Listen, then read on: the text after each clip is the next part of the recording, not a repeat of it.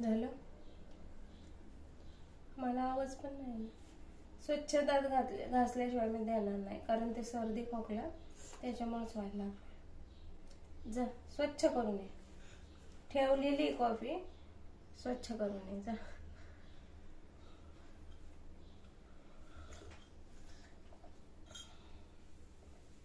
Hello everyone, good morning. सर्वांचं खूप खूप खूप स्वागत आहे आपल्या आजच्या या ब्लॉगमध्ये. आजच्या ब्लॉगची सुरुवात मी सकाळी सकाळी मस्त केलेली आहे आणि कालच्या व्हिडिओ खाली तुम्ही भरभरून साथ दिलीत. व्हिडिओला छान व्ह्यूजही मिळाले आणि कमेंट लाईकही खूप छान आल्या मला. तर अशीच तुमची ही साथ माझ्यावरती राहू द्या आणि अशीच साथ असली तुमची तर मी अजून पुढे जाऊन अजून छान छान व्हिडिओज आहेत ते तुमच्यासाठी करत राहील.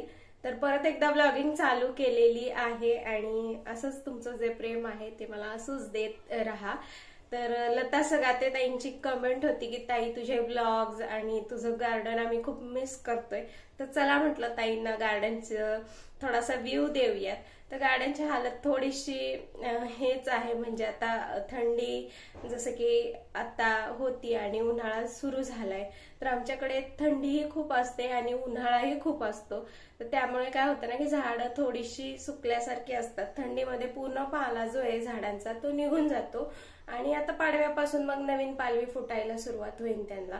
आणि मग त्याच्यानंतरच आम्ही झाडं वगैरे लावण्याचं तिथं किंवा आपली छोटी रोपं वगैरे लावण्याचा प्रयत्न करू.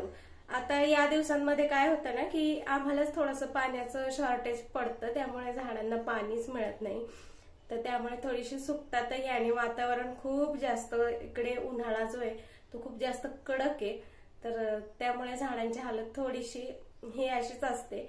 तरीही बघूयात गार्डनिंग वगैरे नवीन काही झाडं, म्हणजे जसं की तुम्हाला माहितीच आहे मी दरवर्षी मिरची, वांगी, टोमॅटोची झाडं वगैरे आम्ही छान अशी लावून घेतो तिथे. तर लावण्याचा प्रयत्न करू. जर पाण्याचं शॉर्टेज वगैरे नसेल तर एक थोड्याशा प्रमाणामध्ये एक दोन चार झाडं आणून लावण्याचा प्रयत्न करू. तर जे पण आहे ते मी थोडंसं ताईंना दाखवण्याचा प्रयत्न करते आपल्या व्हिडिओमधून आणि तुम्ही एन्जॉय करा आज दिवसभरामध्ये काय काय होत आहे ते आपल्या या ब्लॉग मधून. तर हे आपलं गार्डन, इथं घोसावळ्याचा वेल होता आणि तिकडे त्या साईडला ते जे पावट्याचं वेल वगैरे होते तर ते सगळे होते. पाणी नसल्यामुळे सगळं असं सुकून चाललेलं आहे.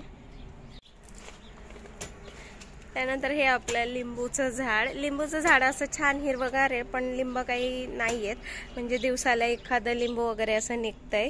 आणि लिंबू म्हणजे सध्या दाखवायला पण नाहीये एक सुद्धा. हा आपला मोगऱ्याचा वेल याच्याच खाली आलेला, हे मोगऱ्याचं फूल इथं पण आली आहेत एक दोन. तर आता उन्हाळ्यामध्ये खूप सारी फुलं याला येतात, पण हे काय झालंय ना की या झाडाच्या खाली आल्यामुळे सगळी सावली त्याच्यावरती पडतीये. तर बघूया त्याला दुसरीकडे कुठे लावता येतंय का ते मी बघणार आहे.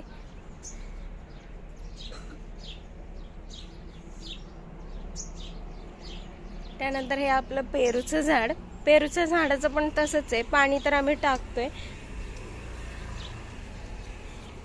खालच्या साईडला बघू शकताय तुम्ही, छान असं ओलं आहे इथं, पण पाणी आपण टाकण्यात आणि पावसाच्या पाण्यामध्ये खूप सारा फरक पडतो. याला पण पेरू लागले होते छोटे छोटे, सध्या काहीच नाहीये, सगळं वाळून गेलेलं आहे. आणि हे नवीन एक आंब्याचं झाड इथं आलंय, तर हे आपोआपच आलंय. त्याला पण आळं करून घेतलं होतं, पाणी टाकलं होतं. आज पाणी आलं की परत एकदा पाणी द्यायचंय त्या सगळ्याला. त्यानंतर हे आपलं जास्वंदाचं झाड, त्यालाही खूप सारी फुलं येतात.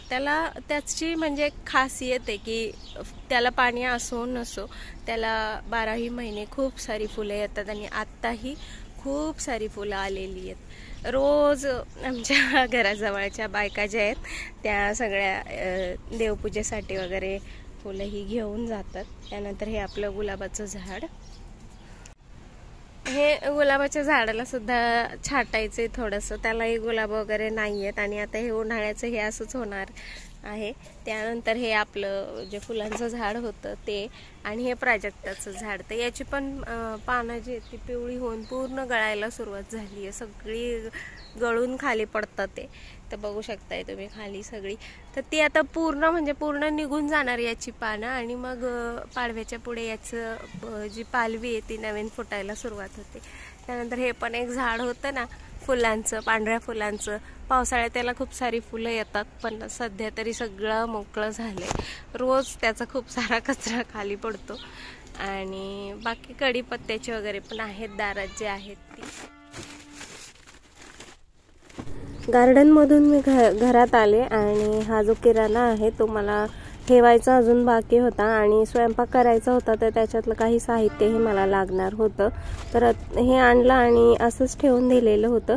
तर आता हे मी याच्यातून काढून घेते आणि हे नंतर मला डब्यांमध्ये पण टाकून घ्यायचं आहे आणि याच्यातलं काही सामान मला लागणार आहे. त्यामुळे हे मी बाहेरही काढून घेते आणि काय काय किराणा घेऊन आलेलो आहोत आपण, तर तोही मी तुमच्यासोबत शेअर करते.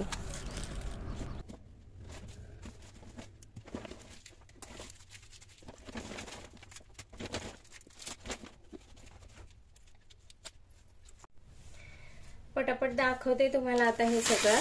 ही सगळ्यात अगोदर तर साखर आणि त्यानंतर हे पोह्यानंतर हे तांदूळ कमीच आणलेत, कारण ऑलरेडी 2 प्रकार जे आहेत तांदळाचे ते घरामध्ये असतात. म्हणजे इंद्रायणी तांदूळ जो की आम्ही जास्त घेतो आणि त्यानंतर बिर्याणीचा वगैरेही घरामध्ये होता. तर हा आपला रेग्युलर भात आहे, बासमती तुकडा. हे सगळं मोठं सामान मी ठेवून देते साईडला. त्यानंतर हे शेंगदाणे 1 किलो, त्यानंतर खोबरं आणि बाकीचे जे डाळींचे प्रकार आहेत.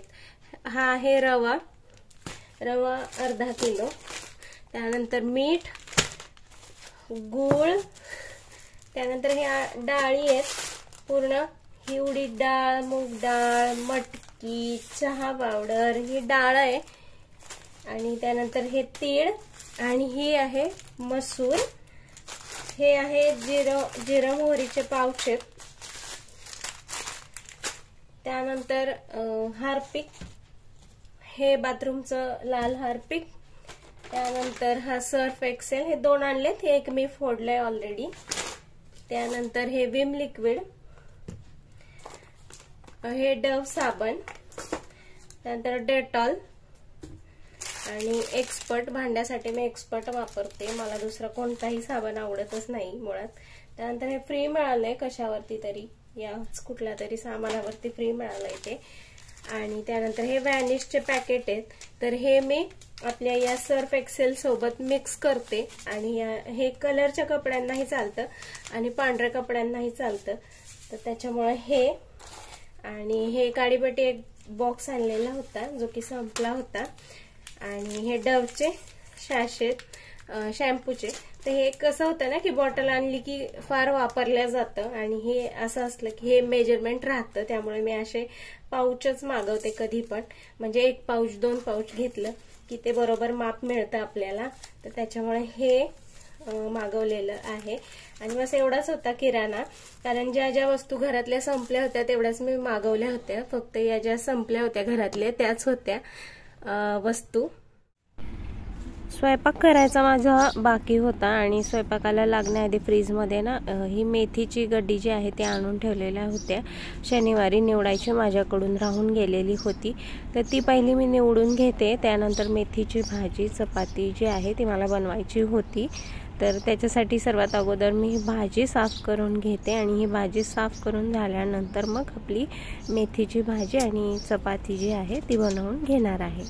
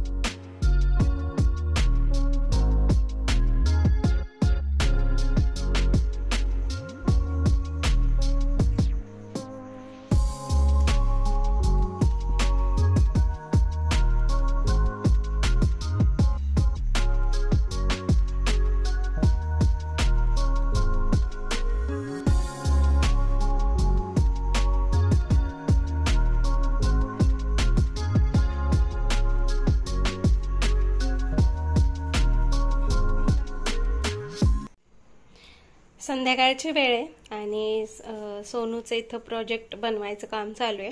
तर त्याला हे टीचरने काम दिलेलं होतं की हे कलरचे पोस्टर बनवायचेत आणि याच्यावरती नावंही टाकायची आहेत। तर बऱ्यापैकी त्याने आणि त्याच्या पप्पांनी हे काम पूर्ण केलेलं आहे। पेंटिंग करायचं काम हे त्याला आवडतं, त्याच्यामुळे हे त्यालाच दिलंय आम्ही आणि खूप छान पेंट केलंय त्यांनी। तर हे रेड कलरचं, हे ऑरेंज, हे ग्रीन, हे त्यानेच कलर केलंय। खूप छान पद्धतीने करतोय म्हणून त्याला हे करू दिलं आणि ही ॲक्टिव्हिटी शाळेमध्ये सांगितलेली आहे, तर तो पूर्ण करतोय। तर नीट दे सोनू, व्यवस्थित दे। तर चला मग या नोटवरती आपल्या या व्हिडिओला आजच्या इथेच थांबवूयात। ब्लॉग तुम्हाला थोडाही आवडला असेल तर लाईक, शेअर आणि सबस्क्राईब करायला विसरू नका। भेटूया उद्याच्या छानशा नवीन एका व्हिडिओमध्ये। तोपर्यंत